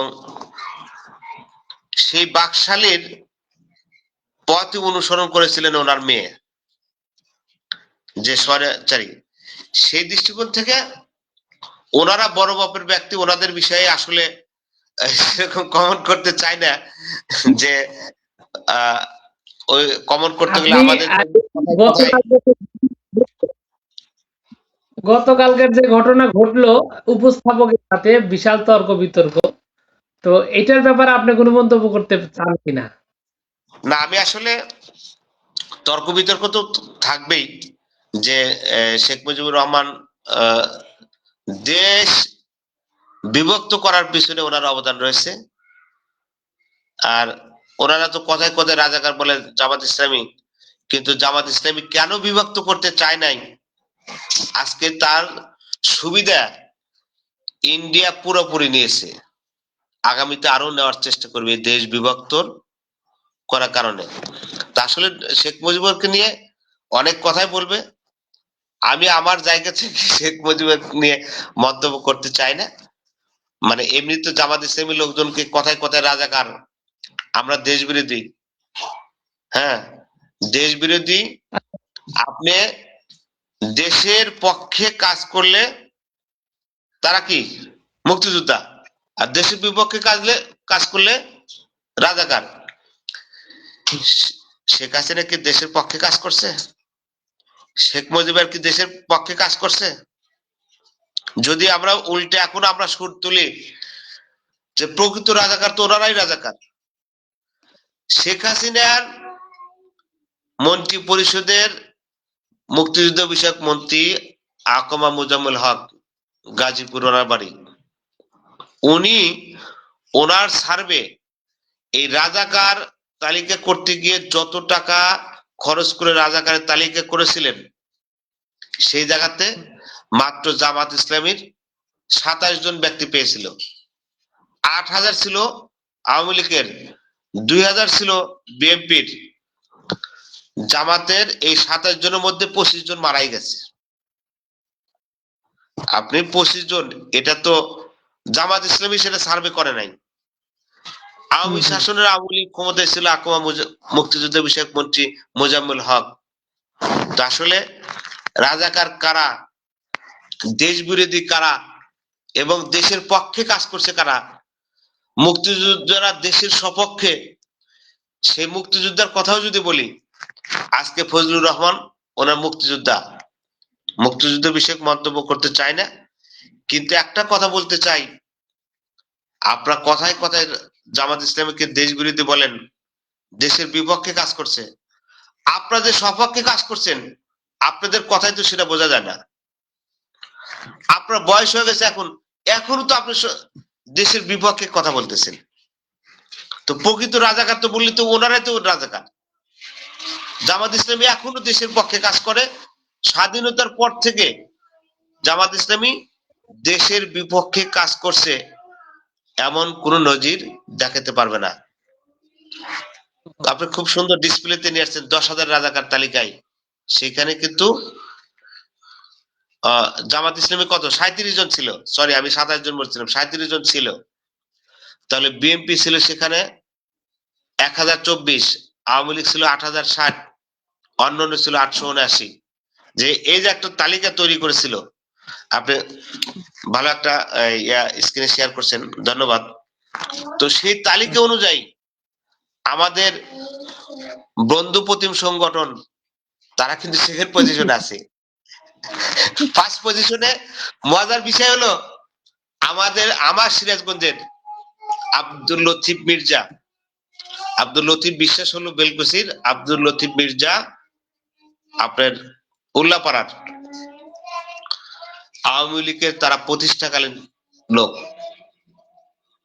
আমি শুনেছি যে উনিও নাকি সেই রাজাকার তালিকায়,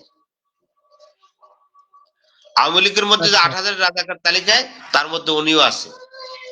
তাহলে আজকে যারা রাজাকারের তালিকায় নাম আছে, আওয়ামী লীগের এত নাম, অনেক মুক্তিযোদ্ধারাও তারা ওই পক্ষে কাজ করে, তারা মুক্তিযুদ্ধের আমরা ওই আপনি মন্তব্য করতে পারলেন না, তার একটুখানি আমি আপনি আপনাদের টার্গেট করছিলাম, আপনি একটু এই বিষয়টা আপনার কাছে একটু শুনবো। তো আমরা একটু আপনার অনুষ্ঠানে না, বিজয়ের মাসে যমুনা টেলিভিশনের সেটে দাঁড়িয়ে আপনি বঙ্গবন্ধুকে বিশ্বাসঘাতক বলেছেন। শেখ হাসিনা মৃত্যুদণ্ড মাথায় নিয়ে ভারতে, সজীব ওয়াজেদ জয়ের বিরুদ্ধে আজ গ্রেফতারি পরোয়ানা জারি হয়েছে, তিনিও দেশে নাই। মানে আর কয়েক ঘন্টা পরে 4 জনের কেউই দেশে থাকবেন না। -4 বলতে যে তথ্যের কথা বোঝানো হয় সেটা না হলেও 4 জনের কেউই আর দেশে থাকছেন না। দেশে আছেন কেবল জামায়াতের তিনবারের আমির ডাক্তার শফিকুর রহমান। বিষয়টি কেমন লাগছে জামায়াতে ইসলামীর? প্রথমে আপনার এই -4-এ আমার বিরাট আপত্তি। Hasina is a dead body, Joy never own this country. তার মার কথা আসলে আপনার থেকে শুনবো, এই কারণেই এটা প্রোগ্রামটা ওনাদের বক্তব্য বেশি শুনতে চাচ্ছি না। তো এখানে একটা প্রশ্ন আমি করব, কারণ আপনার আমি দিলাম, আসলে আপনি কি -4-এ বিশ্বাসী? বাস্তবে কিটা হয়? -4-এ বিশ্বাসী বলতে মানে আপনি কি মনে করেন বাংলাদেশে এরকম চক্রান্ত হয়? -4 বলতে কিছু আছে? জি জি, -4 বলতে হ্যাঁ, আমার কাছে বিশ্বাস হয় না। -4 বলতে বিশ্বাস হয় না। -4 বলতে কিছু আছে, কারণ -4 বলতে শেখ হাসিনা থেকে দেশে থেকে বিদায় নিয়েছে, এবং শেখ হাসিনার উত্তরসূরির যারা রয়েছেন এরা আর কতদিনে ফিরবে পিলখানার হত্যাকাণ্ড, গণহত্যার এইগুলার মায়ের পেছে তারা পড়ে যাবেন। আমি -4 বলতে শেখ হাসিনা, শেখ রেহানা, এরপরে তার ছেলে সজীব ওয়াজেদ জয়, পুতুল, তারা ফিরবেন? এরা এমনিতেই মাইনাসে চলে যাবেন, কারণ তারা যে গণহত্যা করেছে, দেশের সম্পদ লুণ্ঠন করেছে, তারা মূলত দেশ বিরোধী, গণহত্যা বিরোধী। তো যদি আপনার প্রশ্নটা আমি একটু আপনি বলেই দিই, যেহেতু বলছেন আপনি আসলে আওয়ামী লীগের ভবিষ্যৎটা কি দেখেন? এটা আমার একটা আলাদা প্রশ্ন ছিল, আপনার সাথে বলেন, এই উত্তরটাও দিয়েন সাথে। আচ্ছা, একই সাথে আওয়ামী লীগের ভবিষ্যৎ, তারা আসলে যে গণহত্যার এবং পিলখানার সহ অর্থাৎ 24-এ যে তারা প্রকাশ্য দিবালোকে যে হত্যা করেছে, এরপরে দেশের মানুষ আর আওয়ামী লীগকে চাবে? ওনার বাবার কথা বলতেছে, যদিও ওনার বাবার কথাই সে বাকশালীর কথা আমি আর বলতে চাই না। তো শেখ হাসিনার যে শাসন আমলটা জনগণ দেখেছে, শেখ হাসিনার উত্তরসূরি প্লাস শেখ হাসিনার জীবিত থাকা অবস্থায় সেই আওয়ামী লীগ আর ফিরবে না। হয়তো সে আওয়ামী লীগ ফিরতে পারে ভিন্ন কোনো ব্যক্তির মাধ্যমে, ভিন্ন কোনো আবির্ভাবের, হয়তো ভিন্নভাবে আবির্ভাব হতে পারে, অথবা ভিন্ন কোনো সংগঠনের লিয়াজুর ভিত্তিক ধরে আওয়ামী লীগ আবির্ভাব হতে পারে। তবে শেখ পরিবারের মাধ্যমে আর আওয়ামী লীগের আবির্ভাব হবে না। দারুণ বলেছেন, খুব ভালো বলেছেন। আচ্ছা, আমরা আসলে কথা বলতে বলতে আসলে আপনি অনেক মনোমুগ্ধকর অনেক কথা বলেন। কথা বলতে গেলে, শুনতে গেলে মনে হয় যে অনেক সময় চলে গেল। তারপরেও সেটা মনে হয় না যে অনেক সময় গেছে, এরকম মনে হয় না।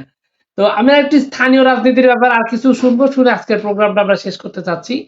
তো আপনি অধ্যাপক আব্দুস সামাদের ব্যাপারে, আহ, উনি আসলে এলাকার মানুষ ওনাকে আসলে ইতিমধ্যে ব্যাপক আলোড়ন তৈরি করছেন এবং প্রত্যেকটা অঞ্চলে অঞ্চলে গ্রামে গ্রামে ফিরে যাচ্ছেন। ওনার এই যে কারিশমা, এই কারিশমাটার পিছনে আসলে আপনি কি মনে করেন? ওনার এই এত হঠাৎ, হঠাৎই বলা চলে, কারণ এর আগে উনি এভাবে জনপ্রিয়তা অতটা ছিলেন না। এখন এই মুহূর্তে বলা চলে যে পলিটিক্যাল নাম্বার 1 সিরাজগঞ্জ 3 আসনে। এই অবস্থায় এত ভালোভাবে উনি influence কিভাবে করতে পারলেন? আপনি কোন বিষয়টা নজরে আসছে? আচ্ছা, যদিও আমাদের সিরাজগঞ্জ জেলার মধ্যে 5টা আসনের মধ্যে সবচেয়ে পরে ঘোষণা হয়েছে কয়টা? রায়গঞ্জ। 6টা আসনের মধ্যে 6। 5টা আসন আগেই ঘোষণা হয়েছিল, কিন্তু সিরাজগঞ্জে 3 ঘোষণা হয়েছে সবচেয়ে পরে। অথচ আচ্ছা, এই পরে ঘোষণা হওয়ার পরেও ডাক্তার আব্দুল সামাদ স্যার প্রত্যন্ত অঞ্চলে মানুষের দ্বারে দ্বারে ওয়ার্ড ভিত্তিক, গ্রাম ভিত্তিক যেভাবে দৌড়াচ্ছেন, সত্যি ওনার পরিশ্রম এবং উনি যেভাবে গণসংযোগ করে যাচ্ছেন, আমি প্রতিনিয়ত ওনার গণসংযোগ ফলো করি। মনে হয় 18 বছরের যুবকের মতো নিয়মিত দৌড়াচ্ছেন। ভোটের মানে ভোটারদের কাছে দ্বার প্রান্তে চলে গেছেন। সত্যি এটা মানে প্রশংসনীয় ডাক্তার আব্দুল সামাদ স্যারের জন্য, এবং ওনার যে যোগ্যতা, দক্ষতা এবং উনি যে মানের লোক, ওনার দ্বারাই সম্ভব জনগণের কাছে পৌঁছানো, ভোটারদের কাছে পৌঁছানো। এমনি আমাদের রায়গঞ্জের লোক একটু জামাত ইসলামের প্রতি দুর্বল। আশা করি যে সময় আছেন এই সময়ের মধ্যে ডাক্তার আব্দুল সামাদ স্যার উনি প্রত্যন্ত অঞ্চলে সকলের কাছে যাইতে পারবেন। আচ্ছা, একটা একটা সাধারণ আমজনতার একটা প্রশ্ন করি। এইটা আমরা সাম্প্রতিক সময় একটা ভিডিওতে আমরা শুনেছি এবং আমরাও অবজার্ভ করে যে এটা পেয়েছি। অনেকে বলতেছেন যে জামায়াত ইসলামীকে সবাই ভোট দিবে, এটা ঠিক আছে, কিন্তু জামায়াত ইসলামী কি ভোটটা রক্ষা করতে পারবে? মানে কেন্দ্র কি রক্ষা করতে পারবে? এরকম সামর্থ্য কি আছে? হ্যাঁ, সুন্দর একটা প্রশ্ন করেছেন। আমি ঢাকাতে কাজ করি, ঢাকায় অনেক ভোটারের কাছে এই কথা শুনেছি। তো ডাক্তার শফিকুর রহমান যেভাবে ঘোষণা দিয়েছেন যে উনি বয়োবৃদ্ধ লোক, কিন্তু ভোট কেন্দ্রে সংরক্ষণ করার ক্ষেত্রে উনি কি হয়ে যাবেন, তরুণ হয়ে যাবেন। তা আমার দৃঢ় বিশ্বাস প্রশাসন অবশ্যই নিরপেক্ষ ভূমিকা পালন করবে। আর প্রতিটা কেন্দ্রে যে জামাত ইসলামীর একটা কেন্দ্র কমিটি তৈরি হয়েছে, আমি জানি ইতিমধ্যে কেন্দ্র কমিটি তৈরি হয়েছে। প্রতিটা ব্যক্তি তার নিজস্ব ভোট সংরক্ষণ করার জন্য, আমানতকে রক্ষা করার জন্য সকল কেন্দ্রে তারা সক্রিয় ভূমিকা পালন করবে। আচ্ছা।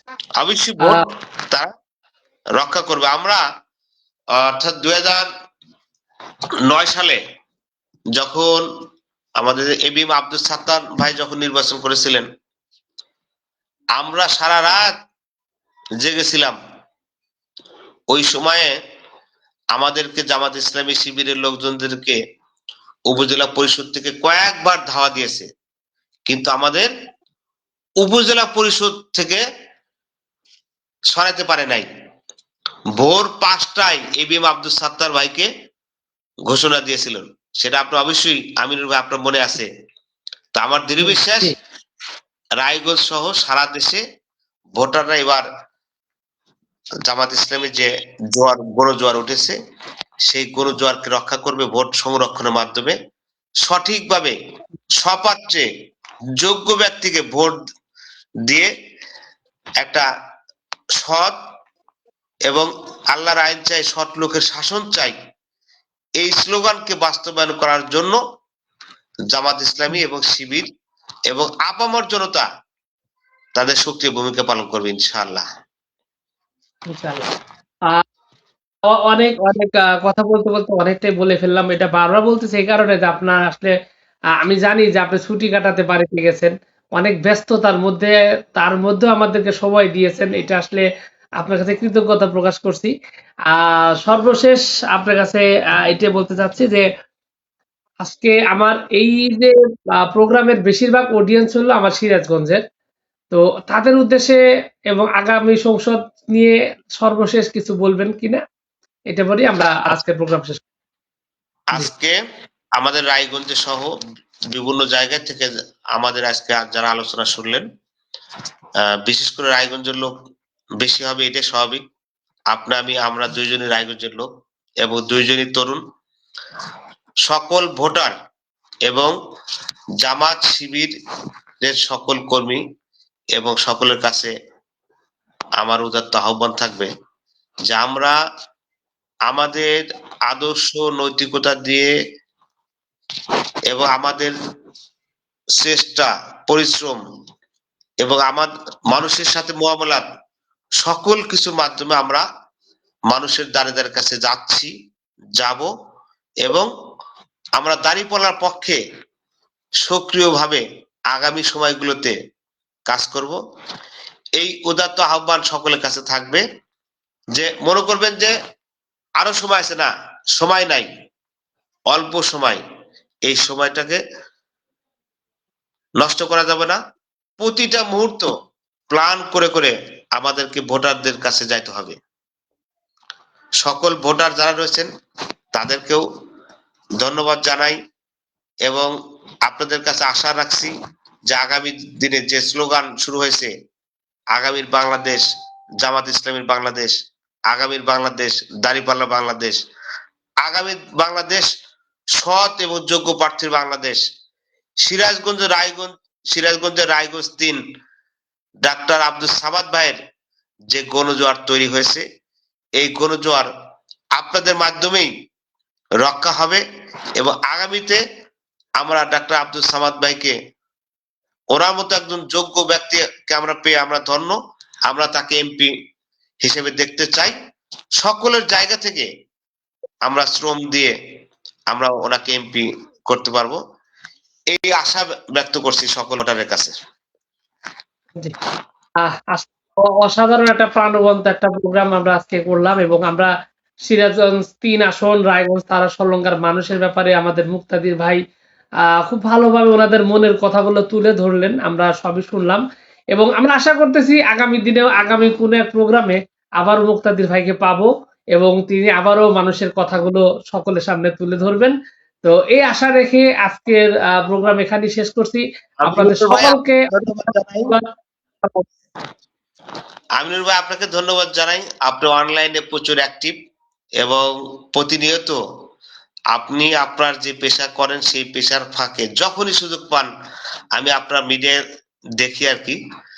তো আপনার মতো মিডিয়ায় এরকম আরো রায়গঞ্জ তারা সলঙ্গায় যদি আরো 10 জন ব্যক্তি থাকে আমার দৃঢ় বিশ্বাস ডক্টর আব্দুল সামাদ ভাই এমপি নির্বাচিত হয়ে যাবেন।